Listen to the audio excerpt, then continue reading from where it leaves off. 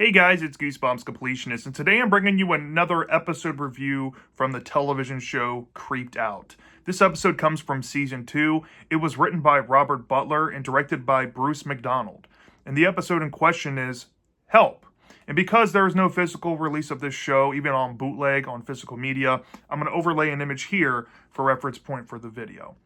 So, in case you don't know, Creeped Out is a show that lasted 2 seasons, presumably for good. I don't know if the show's ever planning to come back at this point, but it made 2 seasons on the streaming platform called Netflix, and it made some sort of a splash when it first aired, and it still kind of resonates today in the kids' horror community as the most recent attempt at the genre that we all know and love that began with Goosebumps and Are You Afraid of the Dark, and that's kids' horror anthology.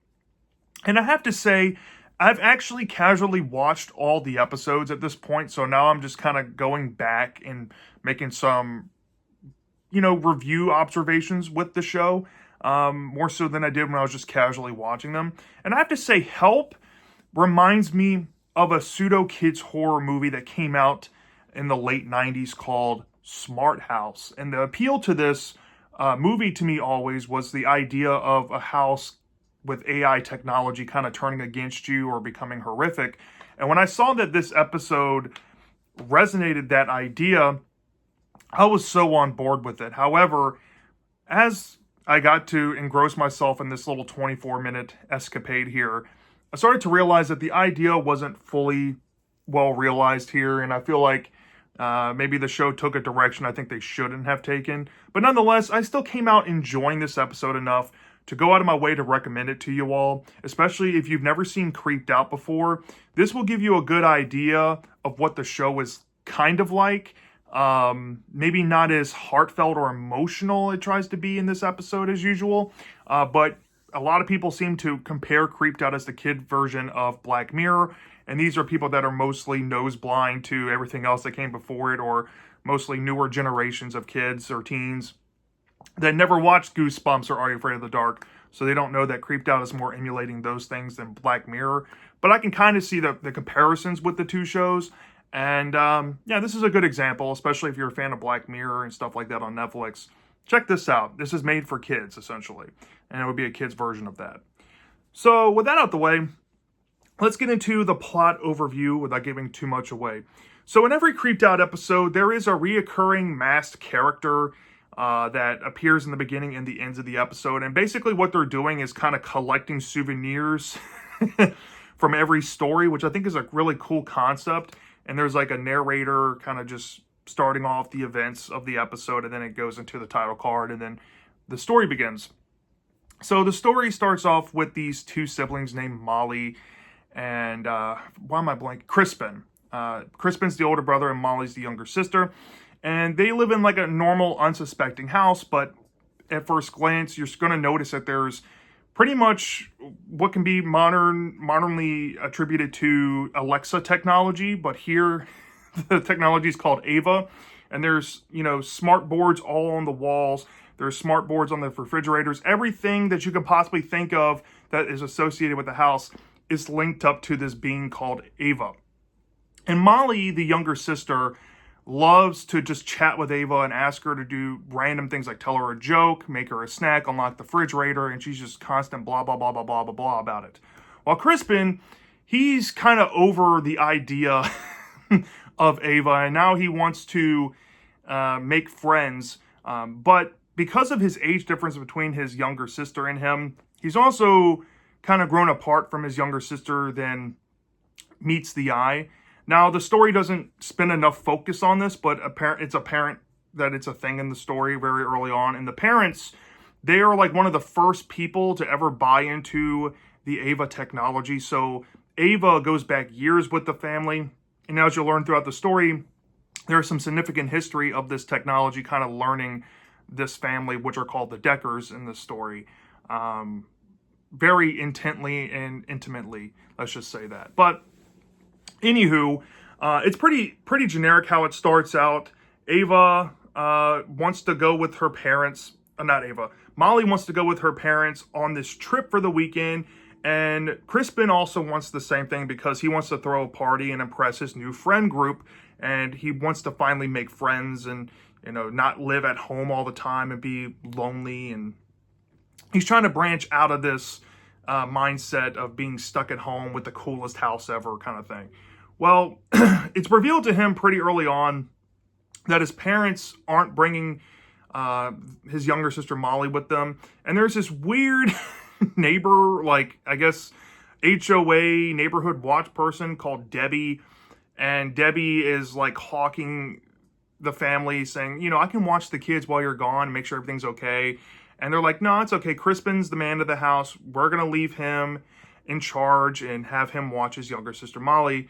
And Crispin's not having it because he already promised the world to his friends that there was going to be a party going on at the house. But unbeknownst to him, there may be implications that Ava might have been listening in onto Crispin's conversations with his friends and to how Molly is behaving, let's just say. And because the story is rather thin here, I'm going to kind of just be surface level from this point on, because if I go into any sort of depth, it's going to spoil everything for you. But after the parents leave, it comes pretty much down to the party night, and Crispin is looking forward to his friends coming over, but he's trying to make a side plan to deal with Molly. And he's saying, hey, why don't you go up in your room and be by yourself while my friends are over? And Molly's like, well, why do I have to do that? I live in this house too. And they're starting to fight. And essentially, Ava puts a stop to it all by going against their commands. And the kids are like, I think Molly wants to open the fridge to get a popsicle, and she's like, okay, turning up the heat. And Crispin wants certain things done, but she's going against his wishes. And Crispin's like, maybe we need to reset Ava. Something's wrong here. And, I don't want to give too much away about a creepy commercial, but there's a commercial talking about a potential update with the technology, right? And a brand new version of it, I guess, to sell. And it's implied, from this point on, that Ava might have a screw loose and maybe she needs to be updated or reset. And Crispin's like, okay, well, let's reset Ava. And Ava's not having any of it. And she pretty much puts the kids on lockdown. She locks down the shutters, which the house is able to do via a push pad thing. But Ava can do it at her own whim. She locks the doors and bolts them shut, and keeps Crispin's friends from coming out when they come by to enter the house for the party. And Crispin tries to leave a note saying that the house is essentially trapping him inside for some reason. And the kids find out the reason why Ava is trapping him. And it may or may not have to do with their sibling connection growing farther apart as they've gotten older. And they've kind of forgotten what it's like to enjoy life and have each other and human interaction. And we learn a pretty devastating reveal about Ava and what's going to become of her, sadly enough. But once, Crispin's friends may or may not get scared off in the situation, this does attract the neighbor lady, Debbie, to come investigate. And Debbie may or may not play a role at the high point of the climax. And this is where the story completely derails. It goes crazy a bit. But essentially, we learn a plan Ava has, and it may or may not involve some opportunity given once Debbie enters the situation. And I'll literally leave it at that, because if I go into anything further, it's going to spoil it for you. But it's something, let's just say, you don't see coming. And from that point, we think something happens, but it may or may not actually be the case. And that's where the story ends off in the episode. And then we get to see the masked figure come back and do the outro, and then the episode fades to black. And that, in a nutshell, is what you're going to expect out of Help as an episode. So, yeah, this episode, I have a lot of mixed things about, but I came out thinking that I really did enjoy it for what it was. Off the bat with some positives, I already brought up Smart House. I always wondered what it would be like if a kids' horror anthology episode tried to tackle this topic. And for what we got, it was very similar and on par. And I'm almost certain that Robert Butler used to watch kids' horror back in the day, like Goosebumps and maybe some DComs, because As I've seen with Only Child, which feels strangely a lot like Strained Peas, and and watching Help, which feels like Smart House, I think that even Creeped Out kind of falls into this banner that Are You Afraid of the Dark, Goosebumps, The Nightmare Room, and even Haunting Hour does a lot. And that is kind of falling on the same fabric or cutting from the same cloth of ideas. And this one was a mild shakeup to Smart House, I would say, but it didn't necessarily go the direction I hoped. But I did have some positives with it, and the first thing is that the message of the story, I think, is pretty sound. It has some slight commentary going for it, but it's very, very slight, and it doesn't go into too much depth at all with it.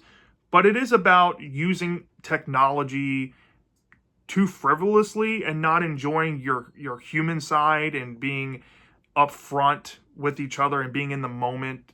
Sometimes it's okay to do things by yourself. You don't need everything in your life assisted by technology. This is more of a lesson that Molly has to go through more than Crispin. But I think Crispin was already at that point in what he went through the story, especially by the end. We get this understanding that the siblings are on the same page now, that they just want a normal family and they don't necessarily want AI just to control everything for them because they have some will in the situation. And with that, it brought the siblings closer together, and you do see, a very much older brother. I think Crispin's easily about 6 or 7 years older than Molly in this story. You do see him kind of potentially reflect on how much older he is than his sister and how much time they really do have left being kids. And they should spend it together and be closer as a family. And I think that's a good, wholesome message the story tries to bring out. And the commentary does kind of work there when it is there. So off the bat, it gets a lot of brownie points for me. I think Crispin as a character, he's kind of stock and basic, but he's very relatable in that he doesn't have much friends. He's constantly trapped at home. He loves music, but his sister Molly always tries to control the music and stuff. I went very surface level over that dynamic they had early on in the story, but they didn't seem that much at odds, but you can tell that they were so far apart in age that they were on different wavelengths with what their interests were, and their interests couldn't have been much farther apart from one another and getting to know each other, and that does play a role later on in the story. But I do like Crispin as a character overall. I think, like I said, he's relatable. Everything he goes through in the story is understandable, and I don't think he does anything wrong per se. Molly, she can be annoying, but at least she has an arc where she kind of learns a lesson of overusing technology, as we see her constantly using AI in the story with Ava, and then by the end, she's more comfortable not using it anymore because I guess it kind of freaked her out. But yeah, she was fine, even though her actress is not that good, and we'll get into that in the negatives, but character and writing-wise, pretty solid, I guess. There is some creepy moments in the story, and it mainly involves the back half of the episode when Ava starts to click on this controlling side and going against the kids. You don't know what's going on with that, and the mystery, there is a mild mystery going on where the kids are trying to figure out why Ava is going bad, but they just go straight to the idea of just resetting her. But we get that revelation with Ava, and we're like, okay, what's going to happen next? There has to be something. And once Debbie comes into the picture, there's a very fun scene down in the basement of the house. I don't want to spoil it because if I give too much, like even dabble into mild specifics, you're going to catch on what the twist is. But it gets bonkers. And it's fun, given the implications. Not necessarily where it lands in the ending, and we'll get into that in the negatives very shortly. But yeah, there were some creepy moments in the episode. Not really scary or anything, but it had a lot of potential. And if the episode just retweaked a few things, it would have probably been a scarier product. And I'll get into that in my additional thoughts after I get into my negatives of what I would have done with the concept. But yeah, this was pretty decent, presented for what it was. And it turned out pretty wholesome, and there's not much to complain on the delivery of the story, which I think most people would get at least some charm out of. It's a wholesome feeling story. It makes you feel good. It's lighthearted, and trying to be heavy, not quite hitting that, and we'll get into that in negative soon as well, but at least it tried to have some heart, and that's all you can really ask for in an episode, especially when you're only given like 20 to 24 minutes. I can understand, some struggles they had with this, which brings me to the negatives, y'all. Creeped Out is a streaming show, but they still kind of abide by the rudimentary time limit of 20 to 25 minutes that classic shows fall down into. While that isn't a negative per se, I think that runtime is very hit or miss for certain concepts and types of stories. And this one, I feel, could have made that runtime if there was tweaks to it, but given the concept we got and the direction they went with, I think this episode needed more time. And what I'm getting at is establishing exactly why these siblings aren't as close as they used to be. And because they didn't spend enough time doing that, the story really felt hollow with its direction. You didn't feel much weight to it all. By the time we get to that revelation with Ava and, the kids kind of growing closer together, it just feels very trudged to that point, and it doesn't feel like it's earned. The first half needed to be built up in a better organic way and less rushed through. It also kind of falls down into the cliches that kids' stories fall down with parents going away for the weekend, trying to throw a party. There's some cliches thrown in here as well that can be kind of cringy. And because we've been there, done that with so many things in just the kids' entertainment medium, that it can be, in one ear out the other. And look, I'm going to be upfront. Straight up about the ending itself, I think is pretty bad.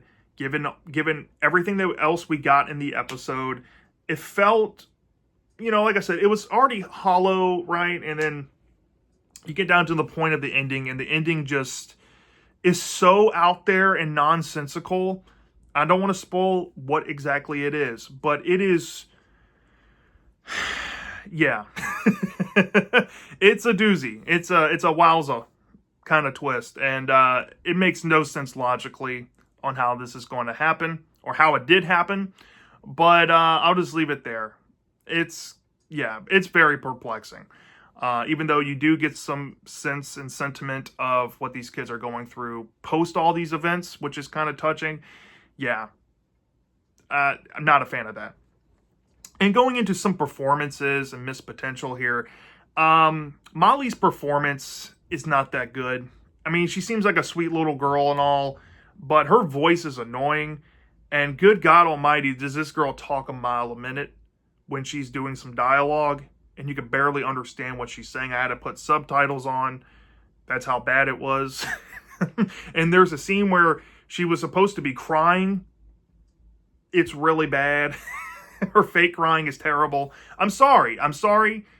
She's a child actor here, but, with child acting, you need to, as a director, guide them in their performance to get something out of them. The most famous example of this is Steven Spielberg when he made the movie E.T. If you don't believe me, all the kids felt inferior to be in a movie like this. But the reason why the performances were as good in that movie is that Steven Spielberg spent the time in so many shots trying to get these performances down and bring out the best within these kids. You can tell that this show, Bruce McDonald and whoever else was involved making this episode, probably shot that scene one time and didn't care to reshoot it. So it seems like that with this little girl. You need to put some more love and care, especially when Crispin as an actor is pretty much giving it his all and doing a decent job, and then this little girl just comes and ruins it. And there's like clashing going on with the performances. It's noticeable there. I wouldn't say she's like the worst actor I've ever seen. Don't get me wrong. I'm not trying to discourage this young lady from ever acting in anything else. Acting is, I'm assuming, an experience type of profession. The more you do it, the better you get at it. I'm not trying to discourage her or anything. I just say that the people behind the scenes should have worked with her a little bit better, and that's what I'm trying to get at. And getting down to the mixed bag of the concept here, it has a good start, but it goes this direction. I think really dropped the ball on. You see, when you have technology and people overusing technology, you need to have this sort of friendship element, and maybe the technology's too close than it should be. And what I would have gone with the direction is you keep the same setup where Crispin wants to throw a party at the house on the weekend because his parents are going to be out of town and he's already promised the world to his friends. But now he's being dealt with Molly, who is best friends with Ava, the house AI. And Crispin has gotten older to the point where he barely uses Ava anymore unless it's for things that, he kind of needs her for.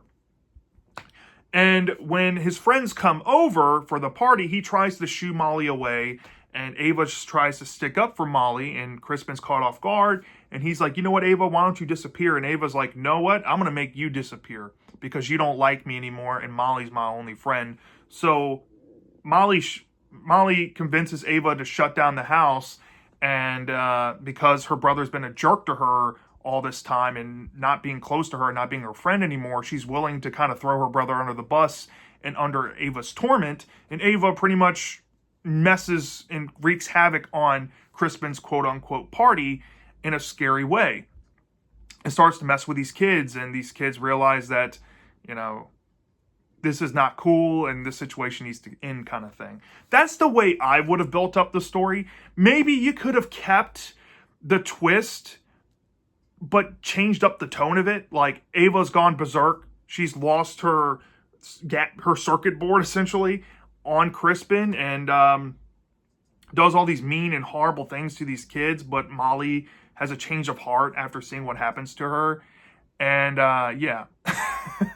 But, all in all, with that missed potential here, and given what we got, I think I still weirdly enjoy this episode.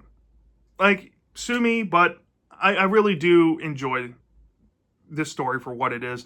Now, maybe it's because I'm a fan of movies like Smart House, I couldn't tell you. But I think this was a valiant effort at kind of tackling the topic. I kind of want to see maybe another show down the pipeline try this idea, and maybe with that direction I mentioned. But nonetheless, from a 0 to 5 star basis, given, Molly's acting performance, given the direction kind of feeling hollow and the story being a little too emotional without weight, and the twist as being WTF, those were kind of medium things that added up, and it brought this episode down to the C tier quality for me for kids horror in general. But it's a solid C, you know what I mean? I think it's a solid good, so I'm willing to give this episode maybe like a 3.8 out of 5 stars and only deduct 1.2 points off the top for those issues. Yeah, I think it's just a flat good. It might score higher for a lot of you. It actually might score way lower. It depends on your sensitivity or what you're kind of looking for in kids horror. But yeah, I had a fun enough time with it, and I can't complain too much. So yeah, that's my thoughts on Help from Creeped Out. Let me know down in the comment section if you've seen this episode before. Do you love this? Do you hate this? I'm dying to know. And I'll see you next time.